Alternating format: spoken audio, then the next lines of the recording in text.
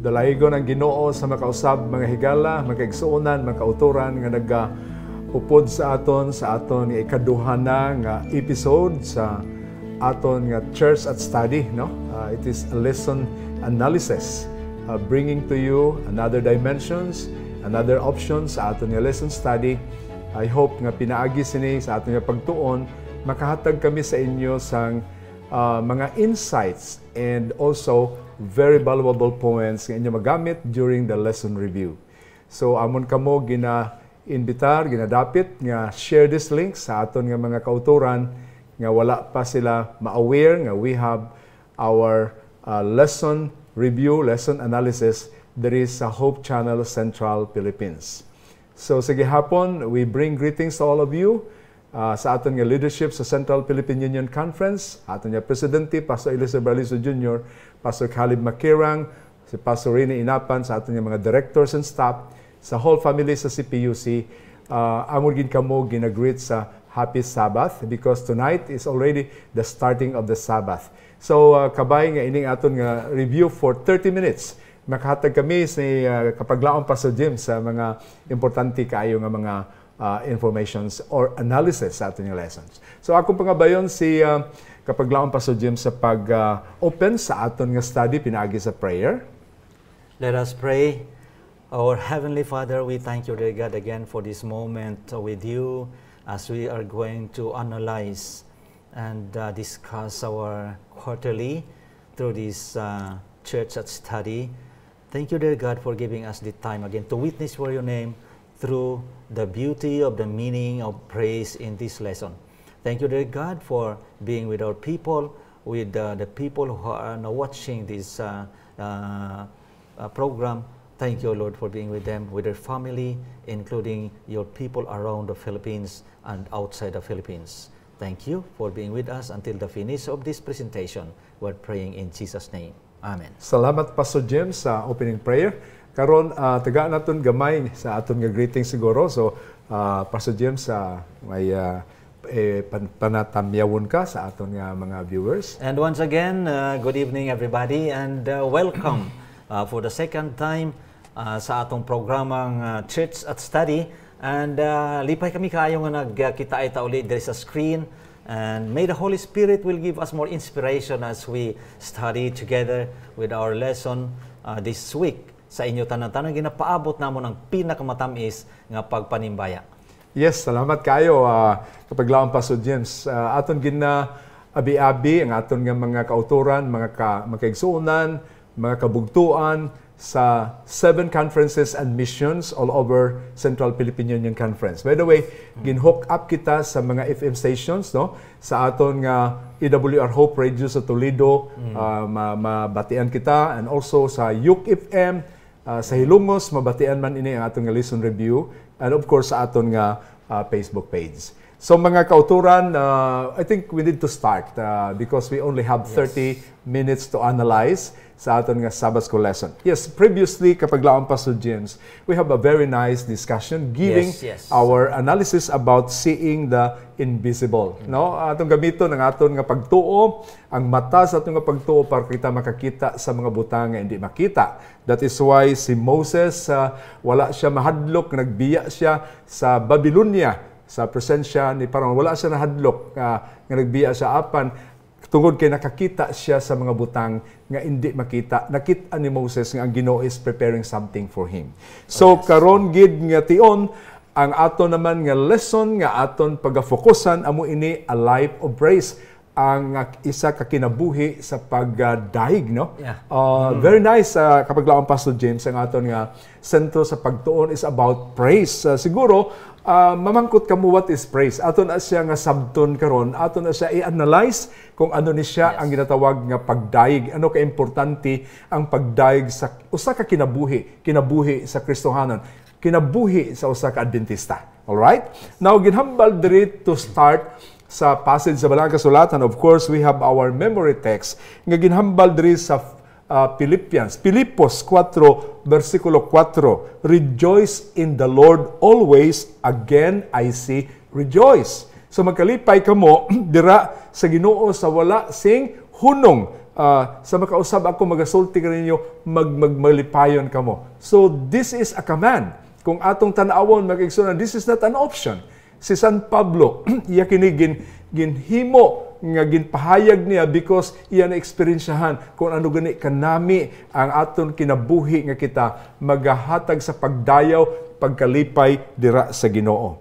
Apan mga kauturan, it is so easy to say nga magkalipay kita sa Ginoo kung kita nagabatyag sang kalipay. Hindi ba? Kung ginabatyag mo ang kalipay, kanami maghambal ka nga magkalipay kita sa Ginoo. But what about on the other side of the coin? Kung isa ka tao, masub-anon siya, nagbagul-anon siya tungod sa problema, tungod sa burden, mga balatian, kung ara ka sa gitawag pagbangutan, ma-feel ba nimo ang ginatawag rejoicing, ang kalipay, o ang pagdayaw dira sa Ginoo? However, when things are bad, when we are in the worst situations imaginable, when the crucible heats up, this is a very challenge. Crucible, ang mga butang nga grabe nga makahatag sa aton sa dako nga challenge nga paglaom, Pastor James. So it's precisely then that we need perhaps more than ever to praise God. For praise, it means of helping a sustained faith. Bahala na kung anong kahimtang atong ginatubang, problema, burden, na matyan kita, may balatian, may cancer kita, ginhambal ni San Pablo, it is the time to praise the Lord. It is the time. Kapag laon, Pastor James. Now, karon siguro atong tagaan ginhambal sa atong lesson nga faith praise is the faith in action. Ang pagtuo amo ini ang ginatawag ang pagdayaw amo ini ang ginatawag faith. Pagtuo nga may action kapag laon, Pastor James. So karon ako ihatag ang panahon sa aton nga Sabbath School Director si Pastor James Rubrico sa paghatag sa analysis. Ano ini ang pagtuo? Ano ka-importante ang pagtuo sa kinabuhi sa Adventista? Kapag laom, Sir Burns, 2 times gibalik ang word nga rejoice sa Philippians chapter 4 verse 4. Rejoice in the Lord always, again I say rejoice. This is an emphasis sa balaang kasulatan nga naghatag sa atong ideya nga kinahanglan magkalipay. Kinahanglan ang atong pagkalipay, aksyon ini, resulta ini sa atong pagdaig sa Dios. Ang rejoice o pagdaig or praise dinhi is not an easy chair. For example, gimension mo kaina kung usa ka tawo naa sa balatian, paano ka magdaig sa Dios? Kung ikaw nagaantos, ikaw nagaluha, o ikaw may balatyagon nga dili mo na halos maantos, paano magdaig sa Diyos? Ang tendency dinhi sa kalibutan, mga kaigsunan, nga kung ang tao may problema, malambigit ang iyang pagtuo. Sir Burns, ang tao nga may problema dinhi sa kalibutan, samtang nagataas ang problema, nagamubo ang pagtuo. That is always the case. Karon kining kalipay sa pagdaig sa Dios dinhi sa atong leksyon, ingon ko kaina, is not an ordinary thing. In fact, this is not all bed of roses. Kita nagatuo sa Dios, pero pagkadaghang mga tunok sa atong mga dugan, daghang mga bagay nga masakit sa atong kinabuhi. Paano kita magdaig sa Dios? Sa sini nga kahigayunan, aton mapakita sa kalibutan, nga aton mga pag-antos, ang kahulugan gali niini kalipay. Kay ikini nga kalipay o pagdaig sa Dios dinhi sa atong leksyon, dili ni kalipay sa kalibutan. Pagdaig ni nga sa Dios, maski kita may problema, kay ang mga problema gali kabahin sang atong kalipay. Halimbawa, sa 24 hours, last time gimension ko ni, may dulong, may mangitngit o may kahayag. Maunang nagakompose ang 24 hours. Karon, kung ang usa ka adlaw, tanan na lang kahayag, wala na'y gabi, wala na'y kahulugan ang usa ka adlaw sa mga Filipino, Sa mga Filipino. O sa maskis dito sa Amerika. Kung ang usa naman ka adlaw, pulos na lang gabi, anong kahulugan para sa mga tao? Luwas lang dito sa ibang mga lugar, sa Alaska for example, nga ang gabi nila tagpila ka bulan. Pero in our case, ang isa ka adlaw may 24 hours, may dulong, may sanag. Okay, may gabi, may adlaw. That is the meaning of the day, 24 hours. So ang atong kinabuhi, may ups, may downs. Ang tanan nga na, pasalamatan ta lang sa Dios, og magdayeg na lang kita sa Dios dahil sa mga ingredients nga nag-abot sa atong kinabuhi. May masakit, may matamis, may maaslom, okay? May walay sabor. Kini tanan-tanan gali nga mga ingredients, mga hinigugma, mga igsunan, mga higala, kabahin sa atong kinabuhi. So dapat ani pasalamatan sa Dios. Kaya kung puro na lang tamis, what is the meaning of life? Puro na lang tamis. Kung puro na lang pait, mauna ano kahulugan sa kinabuhi? So kini tanan gali kung magmix kla, pasalamatan ta ang Dios. May problema, may kasadya, may pagluha, okay? May pagtawa, tanan na ingredients sa atong kinabuhi nga dapat naton ang Dios pasalamatan og magdaig sa iya. Salamat kapag laom, Pastor James, no, sa imo nga broad nga insights kabahin sa gitawag pagkalipay o pagdaig sa Ginoo. Now, our analysis sa mga kaigsuonan ining ato nga church at study, long lesson analysis, maga-focus siya kabahin sa framework sa praise or what is praise. Yes. So, aton gintan-aw diri ang Salmo 145, versikulo 3 kapag laang, Pastor James, sa example, great is the Lord and most worthy of praise. No?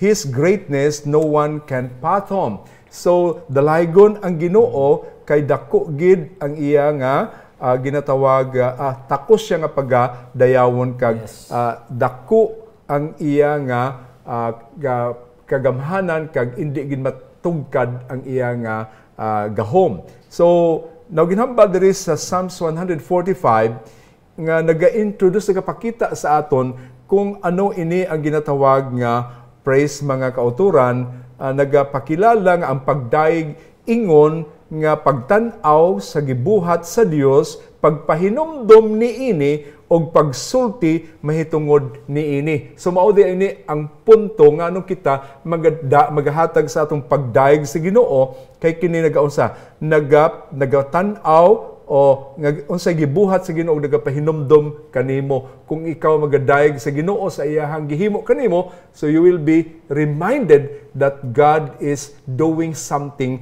diha kanimo. So ato usab tan-awon i-analyze kapag laang, Pastor James, unsa ang pagkinabuhi diha sa pagdaig. What is life in the praise, no? Ginhambal sa Pilipos 4 versikulo 4, pagkalipay kamo kanunay sa Ginoo, maingon nga ako pag-usab paglipay. So sa ato pa, ang kinabuhi diha sa pagdaig, imo makita nga ang kinabuhi kapag laong, Pastor James, malipayon. So unsa pang giingon dinhi para atong i-focus ang atong pag-analyze, pagdaig nga magaguba sa mga pader. Take note about that. Kung ang isa ka tao magadaig siya, maka-tear down siya bisan pa sa paril atong kinabuhi nga mga pagsulay. Na sige ingon sa Joshua 6 verse 16, usa kini ka story ni Joshua diha sa Jericho. So ato na lang igsoon i-paraphrase unya, gingon diri pagdaig isip atong pagpamatuod. So kini usa ka kahimtang sa kinabuhi ni Paul ug ni Silas nga napreso sila apan ang ilang pagdaig nakadaog og hamiling kalag. What a very powerful praise. Pagdaig sa wala pa ang kadaugan. Mao ni ang focus sa atong analysis kapag laom, Pastor James, karong nga gabi. So kapag laom, Pastor James, sa kinabuhi ni San Pablo kag ni Silas, napriso sila sa San Pablo puno sa mga kasakit o mga pagluha sa panahon sa iyang missionary journeys. Mga kaigsuonan, nahibalaan tang kasaysayan ni San Pablo sa iyang misyonaryong kinabuhi nga siya nalunod sa barko, siya tamas-tamasan sa mga tao, siya gihingabot sa iyang pagtuo, gipriso, ang tanan nga ini mga ingredients sa iyang pagdaog sa katapusan sa iyang dalanon. Og si Silas, si San Pablo, napriso pa. Dito sa sulod sa prison, wala kuno'y magtambal sa ilang mga pilas dito. Walay lana, walay tambal nga ibutang. Pero nag-awit silang duha, nagkanta.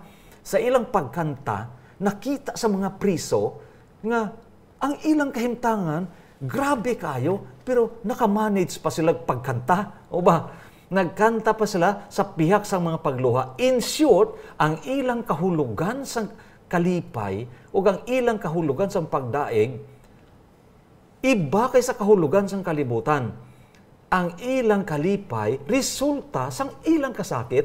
In short, ang ilang kasakit nagresulta sa ilang kadalagan kag sa ilang kalipay.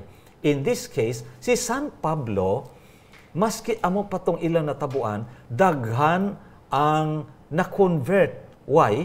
Dito sa sulod sa bilangguan, daghan ang naminaw sa ila o nakakita sila example. Ano nga klase sa example? Naa sila sa idalong nga kasaysayan, sa pinakanumubo ang kasaysayan sa kinabuhi, pero pagkataas ang ilang inspirasyon. Dito sila sa pinaka makaululaw, makahuluya nga kahimtangan, pero kataas ang ilang moral. Anong nakita sa ila sa mga priso? Ang inspirasyon sa pikas sang mga dispirasyon. Mga kaigsuonan, iba ni nga klase kakalipay. O iba ni nga klase sa mga kasakit.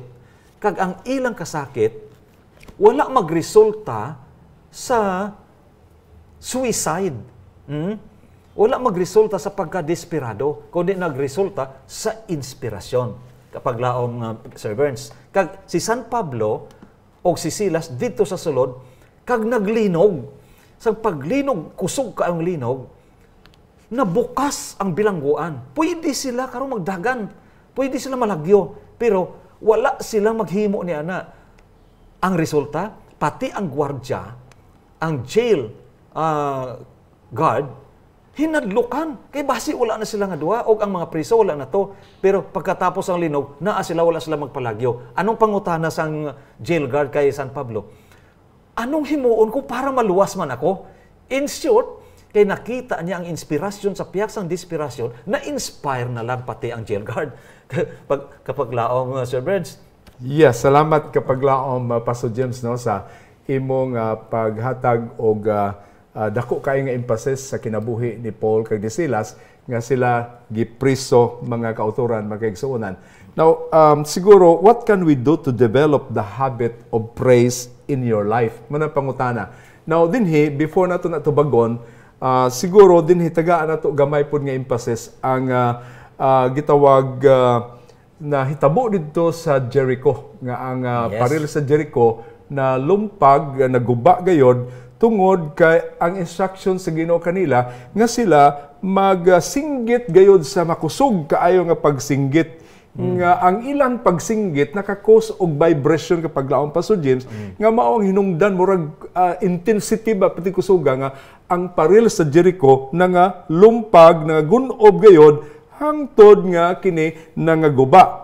According to our lesson in Psalm chapter 66, when God called the Israel to shout, it was the same type of shouting that David writes about in Psalms chapter 66. Shout for joy to God, all the earth, sing the glory of His name, make His praise glorious. Ang point nga ako emphasize diri mga kapaglaom, mga kaigsuonan, nga kung naata sa problema, naata sa kasakit, unsa man nga makahimtang nato, isinggit nato ang pagdaig sa Ginoo. Mukanta kita og kusog kaayo. Magampo kita kusog kaayo. Praising God.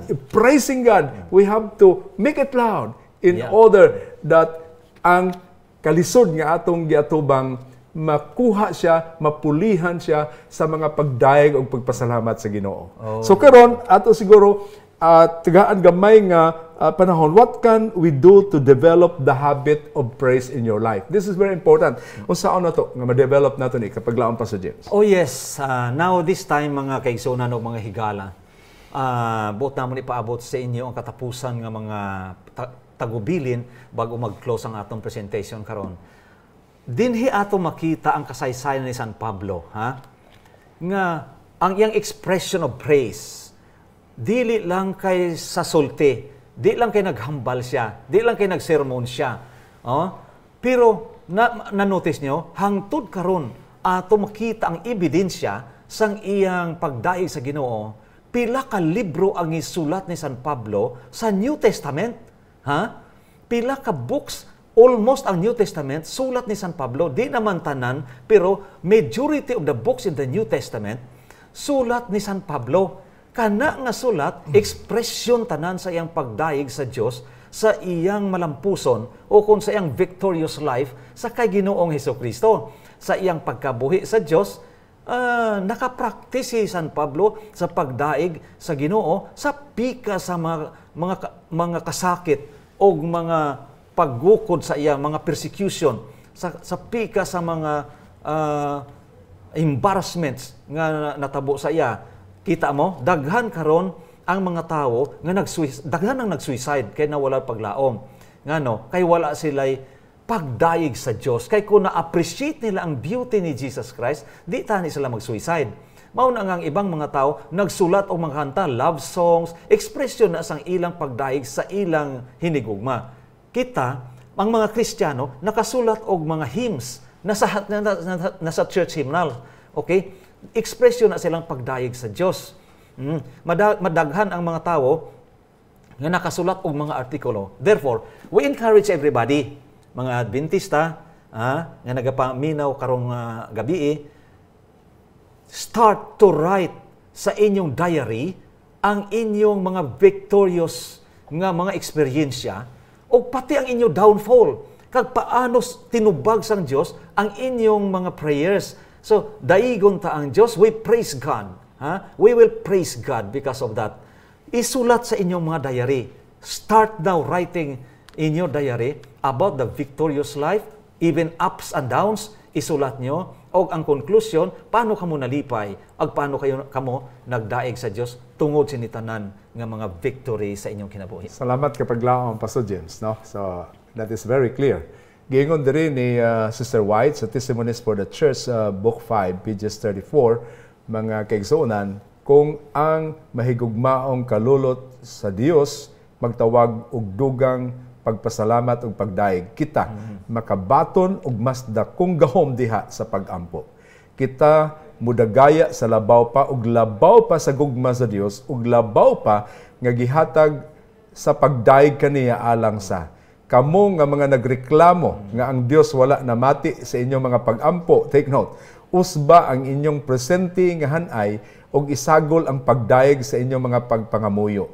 Kung imong hunahunaon ang iyahang kaayo ug ang mga kaluoy imong makita nga iyang tagdon ang imong mga gusto. What a beautiful reminders, mga kaigsuonan. Have you tried nga nag-ampo kamo nga inyong pag-ampo puro lang pagdaig sa Ginoo instead nga sige lang ta pangayo sa tabangan sa Ginoo, no? Kay whether you like it or not, mga igsoon, bisan dili ta mangayo, may mga constant nga mga blessings kapag laom, Pastor James, nga hindi ka na magpangamuyo. Imo na iya madawat sa Ginoo. Ang hangin, ang gininhawa, that is constant nga gihatag sa Ginoo sa aton. Hindi na naton misti pa pangayoon sa Ginoo. Ang aton na lang siguro is to change the way we construct sa aton nga prayer. Ang aton nga prayer, aton punon sa mga pagpasalamat, pagdayaw sa Ginoo, upod sa aton nga mga paghibi, paghilak, mga utod, to praise the Lord. And I believe the Lord will be very happy. Because iya nakita how sincere we are sa pagdaig ug pagpasalamat sa aton nga buhi nga Dios. So salamat kaayo mga kauturan, mga kaabyanan, a life of praise usa ka kinabuhi sa pagdaig diha sa Ginoo. Come what may, whatever your circumstances, if you are living in a prosperous life, malipay nga kinabuhi o ara man sa kapobrehon, sa kagulanan, mga pagsuloy whatsoever, make a habit nga ang pagdaig is your first priority sa imo nga pagsulti sa imo nga kinabuhi. So kabay pang Dios magapanalangin kanato niini nga takna. So just a short word kapag laom, Pastor James. Now finally, please start writing your praising God. Praise God. Isulat mo o ilista mo ang tanan nga gusto mo isulat parte sa pagdayeg sa Dios. Start writing now. Rejoice in the Lord always. Again, I still rejoice. Praise Philippians God. 4, verse 4. So ampo kita mga higala, amahan nga balaan, salamat Ginoo. Ngayon mo kami gitagaan o higayon nga nakahimo kami sa lesson analysis, Church at Study with Pastor James Rubrico. Panalangin ang magkaigsuunan nga naminaw ni ini nga unta makapupo sila bililhon kaayo nga mga information nga magamit nila ugma sa lesson study. Kining tanan ang gitugya gisalig pinaagi lamang sa ngalan ni Ginoong Hesus. Amen. Amen. Mga daghang salamat. Sunod na panahon. Unya ayaw si Piata. Sunod ani, tanaw kamo sa atong nga sermon series. Very nice kaayo ang presentation sa ato nga nightly sermon series. Magkita na sad ta sa sunod nga Biyernes sa gabi. May God bless you.